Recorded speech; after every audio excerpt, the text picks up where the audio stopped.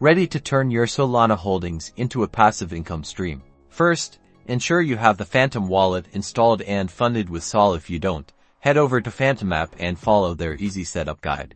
Once you're set, click on your SOL balance. Then select the Earn SOL button. This opens the staking interface within Phantom.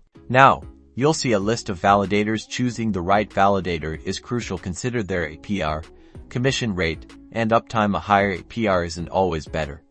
Prioritize reliable validators with consistent performance. Select your desired validator, enter the amount of SOL you want to stake, and click Stake. Remember, Stake SOL is locked for a short period during unstaking.